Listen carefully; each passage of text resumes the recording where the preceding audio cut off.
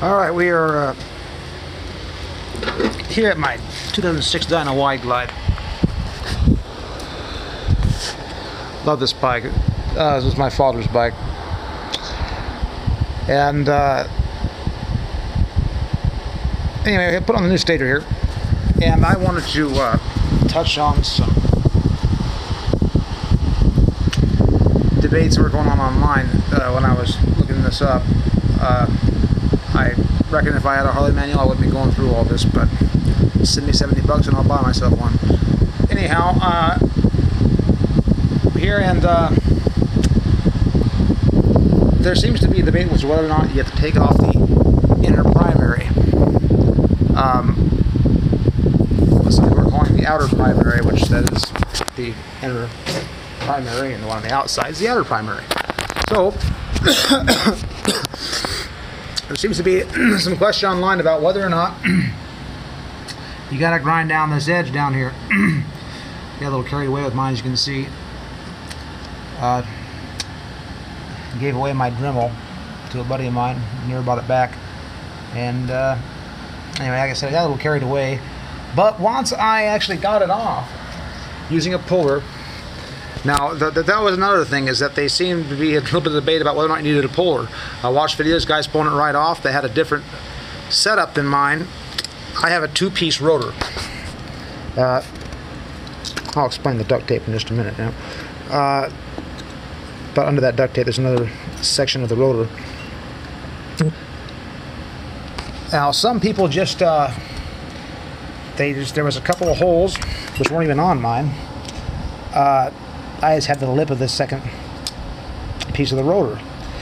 But in the other videos, there was two holes. They stuck something in there. They pulled it right out. I don't know. I don't know what's the deal with that, man. But I had a great deal of trouble getting over the force of these magnets. So, a buddy of mine, good old Lee, he tells me that yeah, puller for that.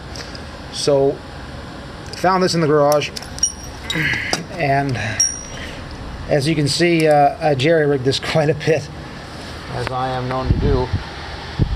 It originally came with these bolts for the arms on the puller, too short. So, after a couple of tries, it ended up with shit like this, and this, and one broken off inside the body of this puller. I reinforced it with washers and nuts, which took some doing, finding just the right amount of them to space it right so that this was centered on the shaft, and that I had a nice parallel hook on my lip back here. First I was using this band clamp over here, which is now busted. I had trouble getting it to close inside the primary to wrap around that rotor to keep those arms on. Eventually I just launched twice around with duct tape. It held on beautifully, and this was quite a pull, guys. I mean, it wasn't easy to come off. It struggled the entire until the splines had cleared the rotor. I'm talking about these splines right here. It cleared the rotor. That thing gave me a hell the whole way. It was a tight pull.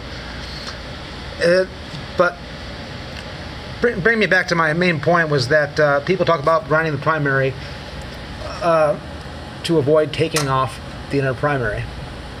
Now, that's right. That is, they talk about grinding the primary cover in order to prevent from taking it off, because they don't want to take off the clutch basket, which all really isn't that involved. It's not that big of a deal, but I didn't want to do it either. So, before grinding it, I put quite a bit of effort trying to pull this thing off. If it was scraping there at all, you would see that on this rotor. These horizontal abrasions, you would see it somewhere, but you don't. It's beautiful. So I don't think that's even necessary. It gave me a little bit of trouble. It kind of pulled off at an angle a bit, and you could tell it hung up a bit, but not so much that it abrased the rotor. And so that's my contribution to the conversation, y'all. And yeah, that's all I got on it. Anyway, y'all be good to one another, and you have a beautiful day.